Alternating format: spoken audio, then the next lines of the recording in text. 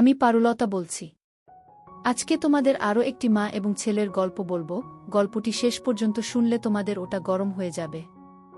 আমার স্বামী যখনই কাজের উদ্দেশ্যে বাহিরে যাওয়ার জন্য বের হতো তখনই আমার শ্বশুর আমার ঘরে এসে আমার স্বামীর নামে উল্টোপাল্টা কথা বলত। একদিন রাতে আমার স্বামী বাড়িতে না আসায় আমি ভয় পেয়ে আমার শ্বশুরের ঘরে চলে যাই। তারপর আমার শ্বশুর আমার সাথে যে অবস্থা করলেন সেটা আমার বলতেও লজ্জা লাগছে। কারণ কিছু রাত এতটাই অন্ধকার হয় যে মানুষের জীবন থেকে সব আলো মুছে দেয়। আজকের রাতটা আমার জীবনের এমনি একটা অন্ধকার রাত হয়ে ওঠে। আমার স্বামী রঞ্জন এখনও বাড়ি ফেরেনি। রাত 12:30 বাজছে। আমি বসার ঘরে তার ফেরার জন্য অপেক্ষা করছিলাম। আমার নজর বারবার ঘড়ির কাঁটার দিকে চলে যাচ্ছিল। সেকেন্ডের কাঁটার সাথে সাথে আমার বুকটাও ধকধক করছিল। আমি প্রার্থনা করছিলাম যাতে রঞ্জন তাড়াতাড়ি বাড়ি ফিরে আসে। এরই মাঝে হঠাৎ করে কারেন্ট চলে যায়।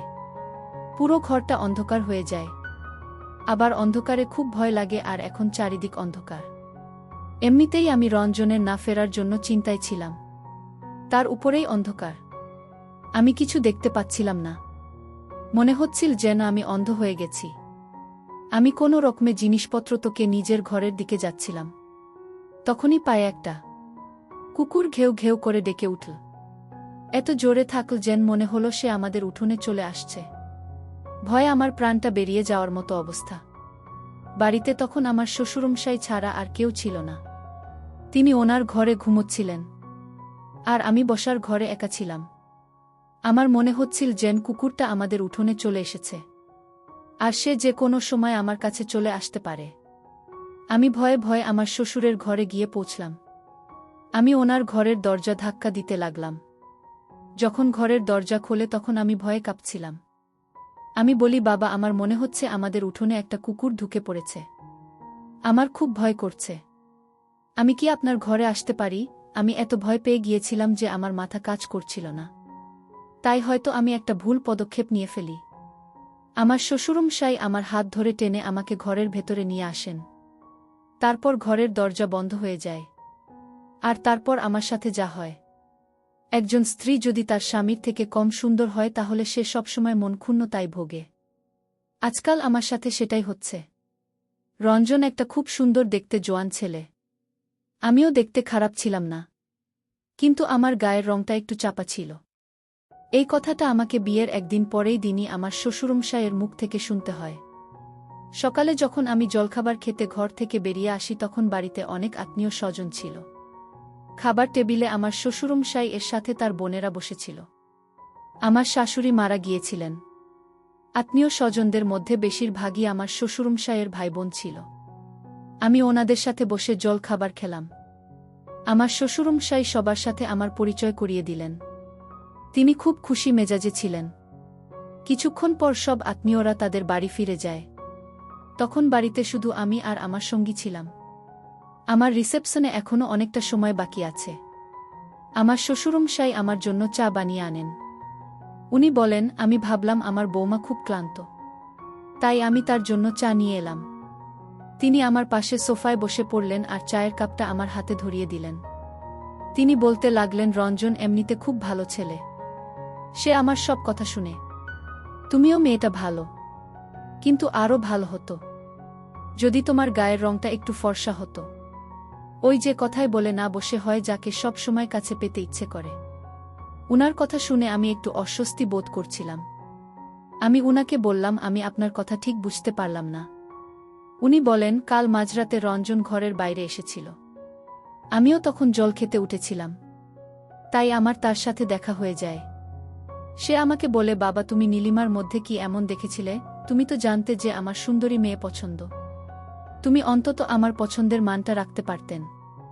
এইসব কথা শুনে আমার মনটা খুব খারাপ হয়ে যায়।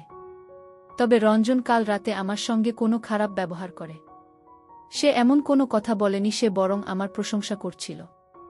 তবে হ্যাঁ, আমার মনে আছে যে রঞ্জন রাত 2:30 বা 3:30 নাগাদ একবার ঘরের বাইরে বেরিয়েছিল। কিছুক্ষণ পর আবার ফিরে এসেছিল। আমি হাঁ করে শ্বশুরমশায়ের মুখের দিকে তাকিয়ে রইলাম। তিনি আমাকে বলেন, আমি বুঝতে পারছি তোমার এই কথাগুলো শুনতে ভাল লাগছে না। আমি কাল রঞ্জনকে খুব বকেছি আর বলেছি সে যেন ভুলেও তোমাকে এসব কথা না বলে। সে তোমাকে এরকম কোনো কথা বলেনি তো? আমি মাথা নেড়ে বললাম না। এই কথাটা আমার বিশ্বাস করতে কষ্ট হচ্ছিল। কারণ কাল রাতে রঞ্জনের আমার সাথে ব্যবহার খুব ভালো ছিল। শ্বশুরমশাই এর পরের কথাগুলো আমাকে আরও অবাক করে দেয়। তিনি বলেন, আমি ওকে বারবার বারণ করেছি। সে যেন তোমার মনে কষ্ট না দেয়। তুমি কিছু মনে করো না মা। কিন্তু আমি যখন তোমাকে দেখতে গিয়েছিলাম তখন তুমি মেকআপ করেছিলেন। তখন তোমাকে দেখে আমার ফর্সা মনে হয়েছিল। কিন্তু তোমার আসল রংটা তো উনার কথা শুনে আমি চুপ করে গেলাম। আমি বুঝতে পারছিলাম না আমি কি জবাব দেব। হ্যাঁ, এটা সত্যি যে আমাকে যখন দেখতে আসা হয়েছিল তখন আমি একটু মেকআপ করেছিলাম। কিন্তু সেটাই তো স্বাভাবিক। আজকাল সব মেয়েরাই তো একটু আধটু সাজগোজ করে। রঞ্জনের সাথে যখন আমার সম্বন্ধ পাকা হয়েছিল তখন আমি খুব খুশি হয়েছিলাম। কারণ শ্বশুরবাড়িতে আমার ভুল ধরার জন্য আমার কোনো শাশুড়ি বানো থাকবে না। কিন্তু তখন কি আর আমি জানতাম যে আমার শ্বশুরমশাই বিয়ের পরপরই আমার খুব ধরতে শুরু করবেন। যেভাবে বিয়েটা হয়েছিল সেইভাবে রিসেপশনটা বেরিয়ে গেল। বিয়ের পরের দিন থেকেই আমি রান্নাঘরের কাজ করা শুরু করে দিয়েছিলাম। কারণ বাড়িতে শুধু আমার শ্বশুরমশাই আর আমার স্বামী থাকত। এমনিতে আমার শ্বশুরমশাই খুব ভাল ছিলেন। আমার সাথে খুব ভালোভাবে কথা বলতেন, কিন্তু উনি রঞ্জনের ব্যাপারে যে সব কথা বলতেন সে সব শুনতে আমার ভাল লাগত। রঞ্জন অফিসে বেরিয়ে যাওয়ার পরেই বাবা আমার ঘরে চলে আসত। আমি তখন রঞ্জনের ফেলে রাখা জিনিসপত্র গোছাতে ব্যস্ত থাকতাম। বাবা এসে বলতেন, তুমি তাড়াতাড়ি আমাদের জন্য জলখাবার বানাও, তারপর আমরা দুজনে বসে গল্প। তিনি আমার সাথে বন্ধুর মতো কথা বলতেন। আমি ওনাকে এটাও বলতে পারতাম না যে আমি খুব ক্লান্ত, একটু বিশ্রাম নেব। কিন্তু চিন্তার বিষয় এটাই যে বাবা সবসময় আমার সঙ্গে ছায়ার মতো লেগে থাকতেন। আমি যখন রান্নাঘরে থাকতাম তখনই সেখানে এসে হাজির হতেন। আমি যখন রান্না করতাম তখন তিনি বলতেন, এভাবে নয়, এভাবে বানাও। রঞ্জনের এই খাবারটা পছন্দ, এটা নয়। এমনিতেই তুমি দেখতে ভালো নয়। তার উপর যদি স্ত্রীর দায়িত্বটাও ভালো করে পালন না করতে পারো তাহলে স্বামীর মন জিতবে কি করে। মাঝে মাঝে আবার বলতেন যে তুমি রুটিটা গোল করে ফেলতে পারো না।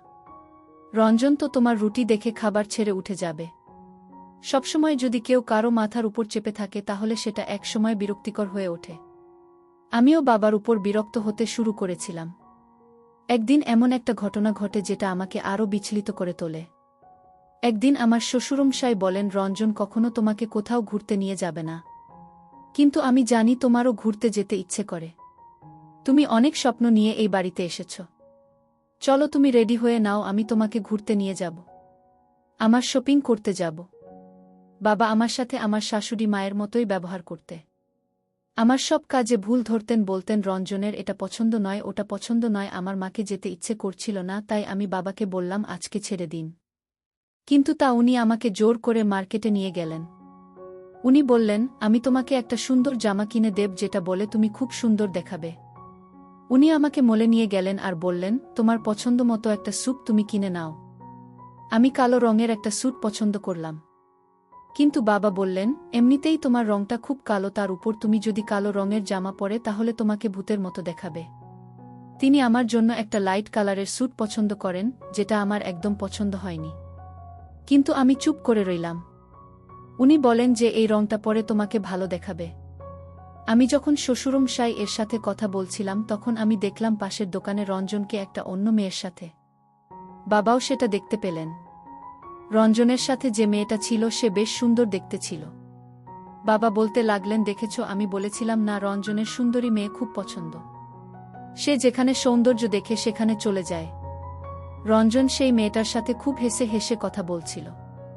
এটা দেখে আমার চোখে জল চলে আসে। আমি ওখান থেকে কিছু না কিনেই চলে আসি। আমার খুব রাগ হচ্ছিল। মনে হচ্ছিল সব কিছু তছনছ করে দিতে।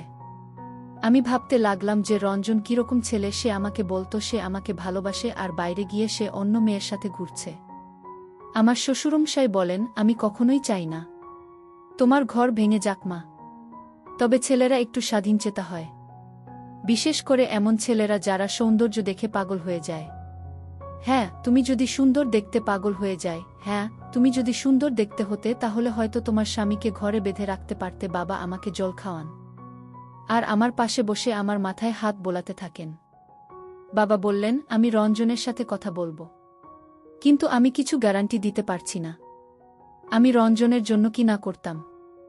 তার পছন্দের খাবার বানাতাম, তার পছন্দমতো ঘর সাজিয়ে দিতাম, এমনকি নিজেকেও তার মনের মতো তৈরি করার চেষ্টা করতাম।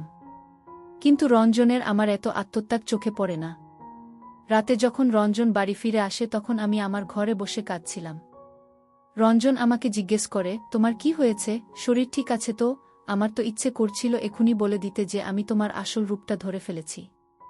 কিন্তু বাবা আমাকে অনেকবার বারণ করেছিলেন। বলেছিলেন যেটা করলে আমার ঘর ভেঙে যেতে পারে। রঞ্জন যদি জানতে পারে যে তুমি জেনে গেছো তার অন্য মেয়ের সাথে সম্পর্ক আছে, তাহলে তার মন থেকে সব ভয় দূর হয়ে যাবে। আমি রঞ্জনকে বলি যে আমার মাথা ব্যথা করছে। রঞ্জন বলে, চলো আমি তোমাকে ডাক্তারের কাছে নিয়ে যাচ্ছি। এমনিতেই তোমার গায়ের রং কালো, তার উপর তুমি কেঁদে কেঁদে নিজের যা অবস্থা করেছ তোমাকে একেবারে ভূতের মতো দেখাচ্ছে। আমার গালে একটা হালকা করে চাকরি মেরে সে এই কথাটা বলে। কথাটা শুনে আমার খুব অভিমান হয়। আমি বলি, আমি যখন এতই খারাপ তখন আমাকে বিয়ে করলে কেন? আমার কথা শুনে রঞ্জন আমার দিকে তাকিয়ে থাকে। তারপর একটু হেসে বলে, আমার অনেক বড় ভুল হয়ে গেছে। কিন্তু কি আর করা যাবে, ভুল যখন হয়েছে তখন তোমাকে সহ্য তো করতেই হবে। এই বলে সে হাসতে হাসতে আমার পাশে এসে বসে আমার হাতটা ধরে বলে, আমি মজা করছিলাম, চলো তোমাকে ডাক্তারের কাছে নিয়ে যাই। কিন্তু আমি জানতাম যে সে মজা করছিল না। হয়তো আমার শ্বশুর অনুযায়ী তাকে বারণ করেছে, তাই সে তার মনের কথাটা বলেও সেটাকে মজা হিসেবে উড়িয়ে দেয়। আমি আমার হাতটা রঞ্জনের হাত থেকে সরিয়ে নিই আর বলি, আমি কোথাও যাব না, আমার মাথা ব্যথা করছে, আমি ওষুধ খাব আর ঠিক হয়ে যাব। এই বলে আমি ঘর থেকে বেরিয়ে চলে যাই। কিন্তু আমার মনটা খুব খারাপ হয়ে যায়। স্বামী যদি তার স্ত্রীকে ভালো না বাসে, সবসময় তার খুঁত ধরে, তাহলে একসময় স্ত্রীর ও তার স্বামীর প্রতি ভালোবাসা কমে যায়। রঞ্জনের প্রতি আমার টান আস্তে আস্তে কমতে শুরু করেছিল। একদিন আমার শ্বশুরমশাই বলেন যে তাদের পরিবারের একজনের বিয়ে আছে, তাই আমাকে তৈরি থাকতে বলেছিলেন। আমি একটা সুন্দর নীল কালারের স্যুট বার করে পরে ফেললাম। সেটা পরে আমি আয়নায় তাকালাম। আমার মতো চাপানো, হালকা চাপা, আর এই রঙের স্যুট পরে আমাকে বেশ সুন্দর দেখাচ্ছিল। সেই সময় রঞ্জন ঘরে আসে আর আমার দিকে একনজোরে তাকিয়ে থাকে। ওকে দেখে আমার মনে হলো যে আমি হয়তো তার মনে প্রভাব ফেলতে পেরেছি। সে আমার পাশে এসে দাঁড়িয়ে বলে, তুমি যতই সাজগোজ করুন না কেন, আমার মতো সুন্দর তুমি কখনোই হতে পারবে না। এই বলে সে আমাকে জড়িয়ে ধরে আয়নার সামনে নিয়ে যায়। আমার মনটা পুরো ভেঙে যায়। এতক্ষণ আমি ভাবছিলাম যে 1.5 ঘন্টা ধরে আমি যে এত সাজলাম সেটা সার্থক হয়েছে। কিন্তু রঞ্জনের কথা শুনে আমার ভুল ধারণা ভেঙে গেল। মনে হচ্ছিল আমার শ্বশুরমশাই ঠিকই বলেন যে ছেলেরা সেই মেয়েকে ভালোবাসতে পারে যারা দেখতে সুন্দর হয়। আমি রঞ্জনের থেকে সরে আসি। রাগের মাথায় আমি আমার সব গয়না খুলে ফেলি। তারপর একটা টিস্যু পেপার বার করে আমার মেকআপ মুছতে শুরু করি। এটা দেখে রঞ্জন একটু গম্ভীর হয়ে যায় আর বলে, নীলিমা তুমি এটা কি করছো? আমাদের এমনিতেই অনেক লেট হয়ে গেছে। আমি বলি, আমি কোথাও যাব না। রঞ্জন বলে, এমন ছেলে মানুষে কেন করছো? তুমি একটা ছোট্ট ব্যাপার কি এত বড় করে কেন দেখছো? আমি বললাম, আমার ওখানে যাওয়া ঠিক হবে না, কারণ আমি তোমার পাশে বানাব না। আর তোমার কাছে কি মেয়ের অভাব আছে? ওখানে অনেক সুন্দরী মেয়ে থাকবে, তাদের কারো সাথে তুমি রাতটা কাটিয়ে এসো। এটা বলার সাথে সাথে রঞ্জন আমার গালে একটা জোরে থাপ্পড় মারে। আমি এটার জন্য একদম তৈরি ছিলাম না। আমি রঞ্জনের কাছ থেকে এটা আশা করিনি। রঞ্জন বলে, এসব কি কথা বলছো তুমি? তোমার কি আমাকে দেখে সেরকম লোক মনে হয়? আমাদের গলার আওয়াজ এতটাই উঁচু ছিল যে ঘরের বাইরে অবধি আমাদের আওয়াজ শোনা যাচ্ছিল। আমি বলি, আমার সামনে ভদ্রলোক, সেজন্য রঞ্জন। রঞ্জন আমাকে চেপে ধরে বলে, বল নীলিমা, তুমি আমাকে চরিত্রের দিকে আঙুল তুলছে। আমিও তোমার চরিত্রের দিকে আঙুল তুলতে পারি। আমিও তোমার ব্যাপারে অনেক কিছু জানি, বুঝেছ? এটা শুনে আমার মাথায় আকাশ ভেঙে পড়ে। আমি রঞ্জন কেবলি, রঞ্জন আমাকে ছাড়া আমার লাগছে। রঞ্জন বলেন, আমার আর ধৈর্যের পরীক্ষা নিও না। তুমি আমার শহরের বাইরে চলে যাচ্ছে। তোমাকে 10 মিনিট সময় দিচ্ছি, তাড়াতাড়ি তৈরি হয়ে বাইরে এসো। সেই সময় আমাদের দরজায় কেউ একটা ধাক্কা দেয়। রঞ্জন আমাকে ছেড়ে গিয়ে দরজাটা খুলে আমার শ্বশুরমশাই ঘরের ভিতরে ঢোকেন। বাবা বলেন, তোমরা এসব কি করছো? তোমাদের গলার আওয়াজ সারা বাড়িতে শোনা যাচ্ছে। রঞ্জন বলে, বাবা তুমি ওকে বলে দাও ও যেন এসব কথা মুখে না আনে, তাহলে আমার থেকে খারাপ কিন্তু কেউ হবে না। এই বলে সে ঘর থেকে বেরিয়ে যায়। আমার শ্বশুরমশাই আমার কাছে এসে বসে। আমি বলি সবসময় রঞ্জন আমাকে নিয়ে ব্যঙ্গ করে। আমাকে যখন ওর এতটাই অপছন্দ তখন ও আমাকে বিয়ে করল কেন? আমি জোরে জোরে কাঁদতে শুরু করি। আমার শ্বশুরমশাই আমাকে জড়িয়ে ধরে বোলাতে শুরু করেন আর বলেন, রঞ্জন এই রকমই, আমি ওকে বোঝাবো, তুমি চিন্তা করো না। আমি তো চাই যে তোমরা দুজনে সুখের সংসার করো, কিন্তু তার কোনো নমুনা আমি দেখছি না। বন্ধুরা, ভিডিও মাঝখানে একটা কথা বলতে চাই। আমি তোমাদের সর্বদা হাসি খুশি রাখার জন্য খুব কষ্ট করে ভিডিও বানাই, তাই তোমাদের কাছে অনুরোধ থাকবে অবশ্যই ভিডিওটি দেখে একটি লাইক করবেন এবং এজিকে চ্যানেলটি সাবস্ক্রাইব করে পাশে থাকবেন। তো আমার শ্বশুর বল, দেখো মা, ছেলেরা কখনো আপোস করে না, মেয়েদেরকেই আপোস করতে হয়। তোমাকে নিচু হতে হবে আর একটু ধৈর্য ধরতে হবে। আমি একটা লেখাপড়া জানা শিক্ষিত মেয়ে ছিলাম, আমি ভালো পরিবার থেকে এসেছিলাম, তা সত্ত্বেও আমি রঞ্জনের সব কথা মেনে নিতাম। এরপরেও যদি রঞ্জনের শুধু আমার খারাপটাই চোখে পড়ে তাহলে আমি কি করতে পারি? বাবা বলেন, এখন তুমি তৈরি হয়ে নাও, না হলে ঝামেলা আরও বাড়বে। আমি না চাইতেও আবার তৈরি হলাম আর বিয়ের বাড়িতে গিয়ে চুপচাপ এক কোণে বসে রইলাম। রঞ্জন বারবার আমার দিকে তাকাচ্ছিল। বেশ কিছুদিন আমাদের মধ্যে কোনো কথা হয় না। একদিন আমাদের বাড়ির দরজায় কেউ এসে কড়া নাড়ে। সাধারণত আমার শ্বশুরমশাই দরজা খুলতেন, কিন্তু তিনি ঘর থেকে বেরিয়ে এলেন না দেখে আমি গিয়ে দরজা খুলি। আমি দেখলাম একটা কমবয়সী ছেলে এসেছে। সে জিজ্ঞেস করে, অমলবাবু আছেন? সে আমার শ্বশুরমশাইয়ের কথা বলছিল। আমি বললাম, হ্যাঁ আছে। সে বলে তিনি আমাকে বাড়িতে দেখেছেন। আমি সরে দাঁড়ালাম যাতে ছেলেটা বাড়ির ভিতরে ঢুকতে পারে। আমি বাবার ঘরটা তাকে দেখিয়ে দিলাম আর সে বাবার ঘরের দিকে চলে গেল। তখনই আমার চোখ ছানাবড়া হয়ে গেল যখন আমি দেখলাম আমার শ্বশুরমশাইকে সামনের গলিটা থেকে বাড়ির দিকে আসতে। আমি অবাক হয়ে গেলাম এই দেখে যে আমার শ্বশুরমশাই যদি বাড়িতে না থাকেন তাহলে এই ছেলেটাকে বাড়িতে আসতে বলবে কেন? আমি ছেলেটাকে জিজ্ঞেস করি যে সে এখানে কেন এসেছে। সে বলে আমাকে অমরবাবু এখানে আসতে বলেছেন। আমি বলি, তুমি মিথ্যা কথা বলছো, বাবা তো এখন বাইরে থেকে ফিরছেন, তাহলে উনি তোমাকে বাড়িতে আসতে বলবেন কেন? আমি যখন ছেলেটার সাথে কথা বলছিলাম তখনই বাবা বাড়িতে এসে পৌঁছান। বাবা সেই ছেলেটাকে দেখে আমার দিকে বিস্মিতভাবে তাকায়। তখনই ছেলেটা দৌড়ে বাড়ি থেকে পালিয়ে যায়। আমি দেখে হতবাক হয়ে যাই। বাবা আমাকে জিজ্ঞেস করেন, এই ছেলেটাকে, সে কেন এখানে এসেছিল? বাবার প্রশ্ন আমাকে বিচলিত করে। আমি বলি, সে আপনাকে খুঁজতে এখানে এসেছিল বাবা। সে বলছিল আপনি নাকি ওকে দেখেছেন। বাবা বলে, তুমি কি ভেবেছ তুমি আমাকে যা বলবে আমি তাই বিশ্বাস কর? আমি তো এই ছেলেটাকে চিনি না। আমার মাথা ঘুরতে শুরু করে। আমি বলি, আমি সত্যি বলছি বাবা, এই ছেলেটা আমাকে তাই বলছে।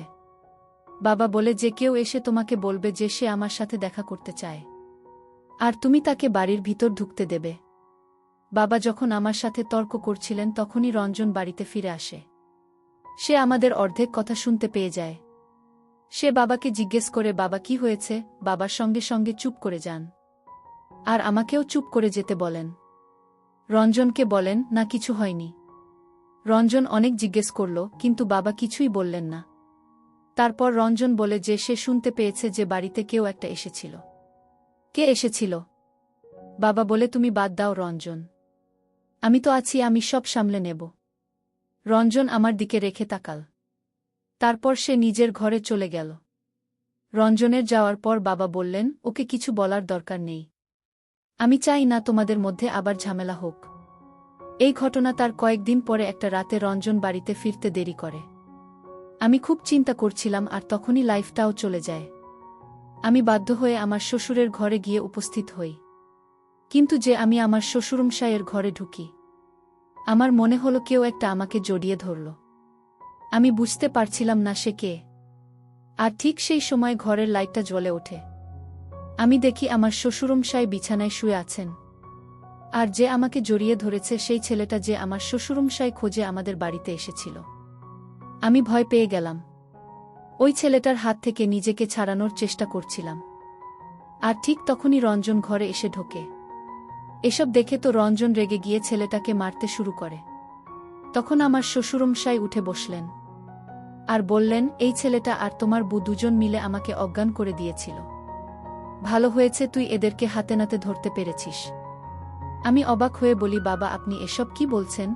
বাবা বলেন, রঞ্জন, আমি তোকে আগেই বলেছিলাম এই মেয়েটাকে বিয়ে না করতে, আমার ভাইয়ের মেয়েকে বিয়ে করতে বলেছিলাম। কিন্তু তুই তো আমার কথা শুনলে না। তুই নিজের ইচ্ছে মতো কাজ করবে। এবার দেখলে তো এই মেয়েকে বিয়ে করার নমুনা। এবার আমি আমার শ্বশুরমশাইয়ের সব ষড়যন্ত্র ধরতে পারলাম। ছেলেটা তো পালিয়ে যায়, মনে হয় আমার শ্বশুরমশাই তাকে টাকা দিয়ে এখানে এনেছিল আমার বদনাম করার জন্য, আমাকে রঞ্জনের চোখে ছোট করার জন্য। রঞ্জন আমার দাদাকে ফোন করে বলে আমাকে এসে নিয়ে যেতে। কিন্তু আমি রঞ্জনকে সব কথা বলে দিই। আমি তাকে বলি যে তোমার বাবাই আমাকে তোমার নামে খারাপ কথা বলবো। তিনি আমাকে ভুল বুঝিয়েছিলেন। এতে আমার কোনো দোষ নেই। আমি ভগবানের দিব্যি দিচ্ছি। আমি ওই ছেলেটাকে চিনি না। রঞ্জন বলে, ঠিক আছে, আমি কালকে ওই ছেলেটাকে খুঁজে বার করব। আর তারপর তার মুখ থেকে সব কথা বার করব। যদি প্রমাণিত হয় যে তুমি মিথ্যা কথা বলছো, তাহলে আমি তখনই তোমাকে ডিভোর্স দেব। একদিন পরে রঞ্জন ওই ছেলেটাকে খুঁজে বার করে আর তাকে মেরে তার থেকে সব সত্যি কথা বার করে নেয়। সে আমার শ্বশুর অনুসারে সব ষড়যন্ত্র ফাঁস করে দেয়। রঞ্জন আমাকে তার এক বন্ধুর বিয়েতে দেখেছিল। আর আমাকে দেখে তার খুব পছন্দ হয়েছিল। তাই সে তার বাবার কাছে জেদ ধরেছিল যাতে তিনি আমার বাড়িতে বিয়ের প্রস্তাব নিয়ে আসেন। কিন্তু আমার শ্বশুরমশাই চেয়েছিলেন রঞ্জনের বিয়ে তার ভাইয়ের সাথে দিতে। তিনি এসব ষড়যন্ত্র এই জন্য করেছিলেন যাতে রঞ্জন আমাকে ছেড়ে তার ভাইয়ের মেয়েকে বিয়ে করে। কে বলে যে শুধু শাশুড়িরাই বোমাদের বিরুদ্ধে ষড়যন্ত্র করে? এই কাজটা মাঝে মাঝে সুরাও করে থাকেন। তো বন্ধুরা, আজকে এই পর্যন্তই। ভিডিওটি দেখার পর যদি তোমাদের ভালো লাগে তাহলে অবশ্যই একটি লাইক করবেন। প্রিয় বন্ধুরা, গল্পটি ভালো লাগলে অবশ্যই কমেন্ট করে জানাবেন।